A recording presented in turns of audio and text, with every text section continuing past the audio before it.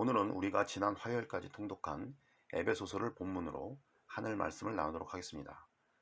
에베소서 통독을 시작할 때 함께 올린 참고 자료에서도 언급했듯이 에베소 교회에서는 이방인 신자와 유대인 신자 사이의 갈등과 불화가 심각해지고 있었습니다.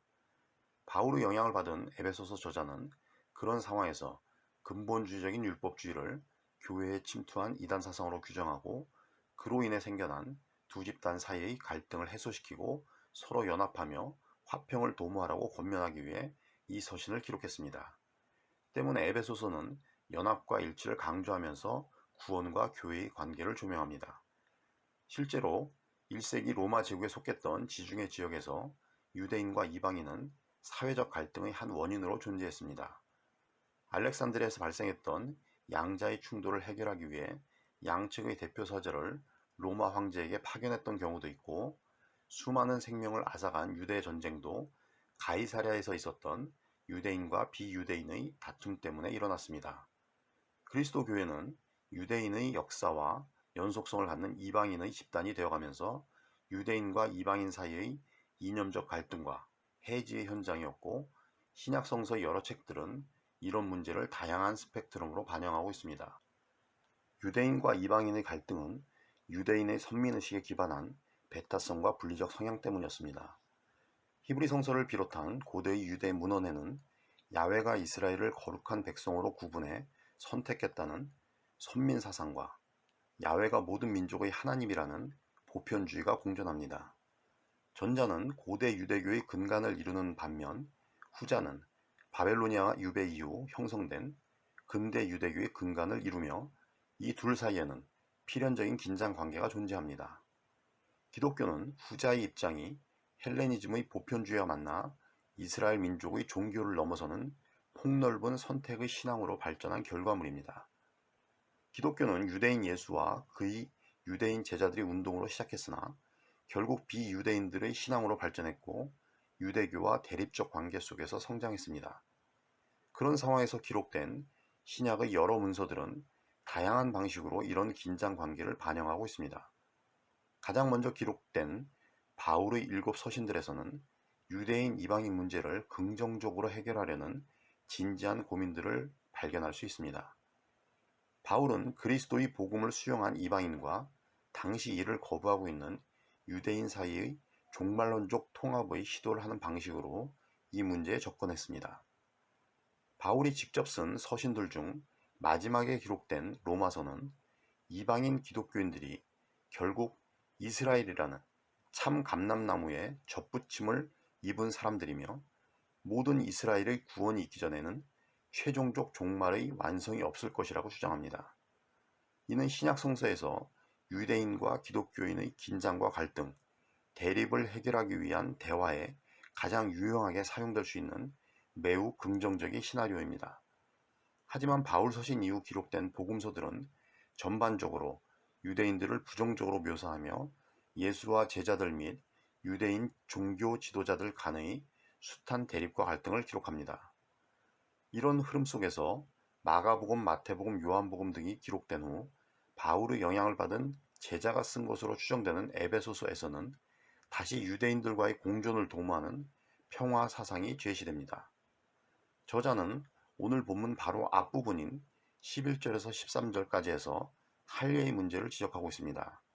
이는 당시 초대교회 안에서 할례가 음식 정결법과 함께 가장 예민한 문제였음을 다시 확인하게 만드는 단서인데, 그 이유는 한때 할례가 선민, 즉 하나님의 백성으로 인정받는 기준이었기 때문입니다.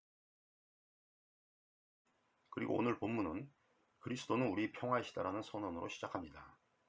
이는 야훼는 우리 평화라고 주장하던 이스라엘 사람들의 궁극적인 기대를 그리스도가 완성했다는 선언입니다. 그리고 그리스도는 유대 사람과 이방 사람이 양쪽으로 갈려있는 것을 하나로 만든 분이시라는 보충 설명이 이어집니다. 양쪽으로 갈려있는 것은 다음 문장에서 유대 사람과 이방 사람 사이를 가르는 담으로 표현되는데, 이 담은 실제로 존재하는 유형의 담과 보이지 않는 가운데 존재하는 무형의 담 모두를 의미합니다.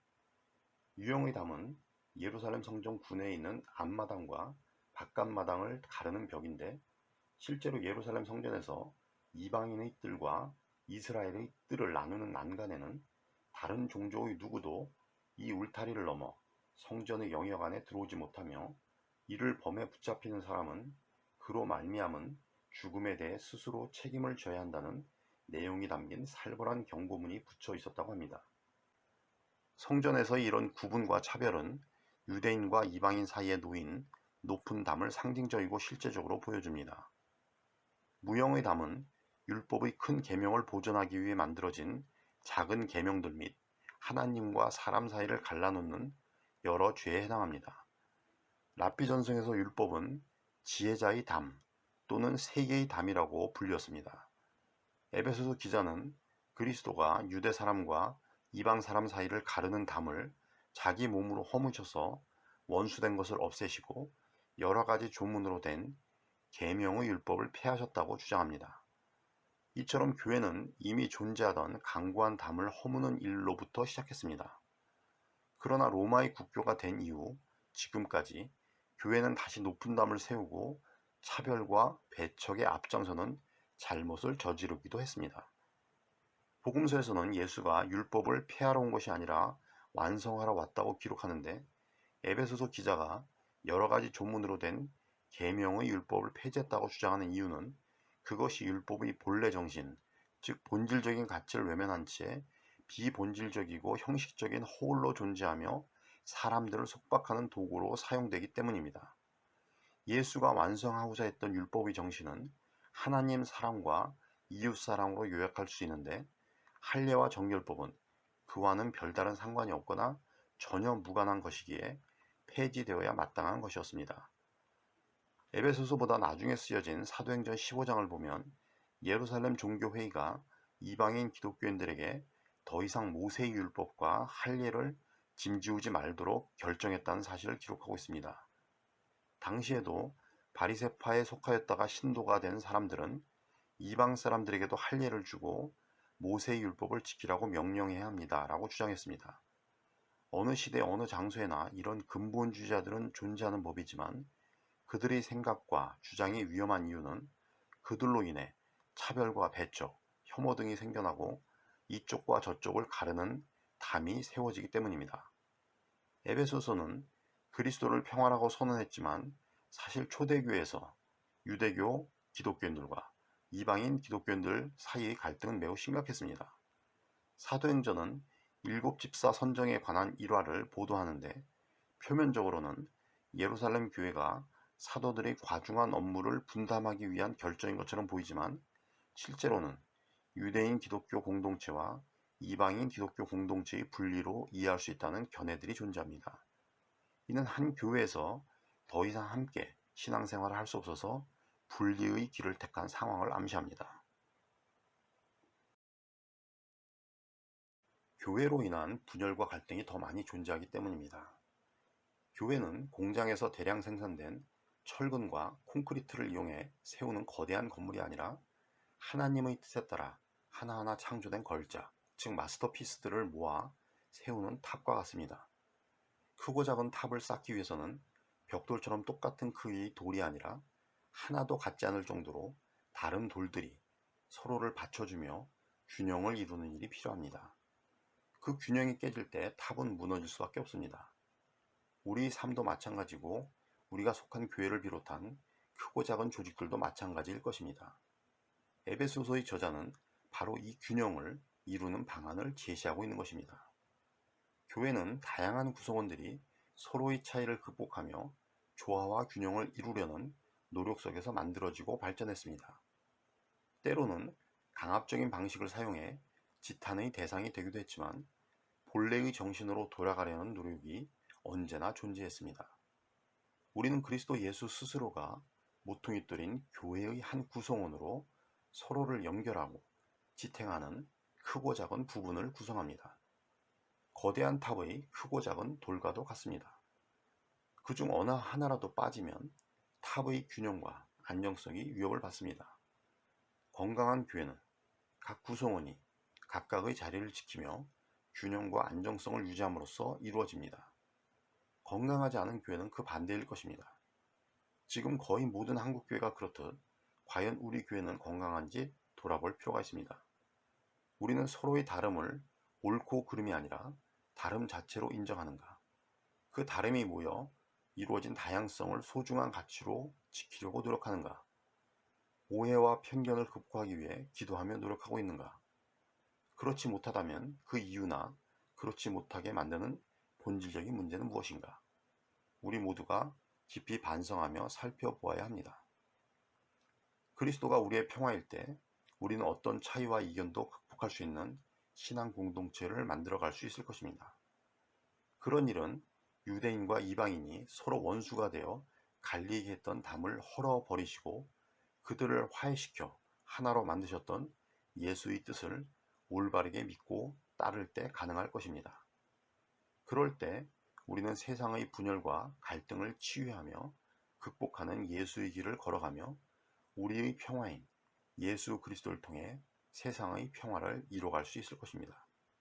그런 길을 걸을 때 교회의 존재 이유가 비로소 인정받을 수 있을 것입니다. 우리 교회가 그런 평화의 공동체로 존재하기를 간절히 소망합니다. 이상으로 하늘 말씀 나누기를 마치고 우리 평화의 신 예수 그리스도의 길을 따르기 위해 노력하겠다고 결단하면서 침묵으로 1분 동안 기도하시기 바랍니다.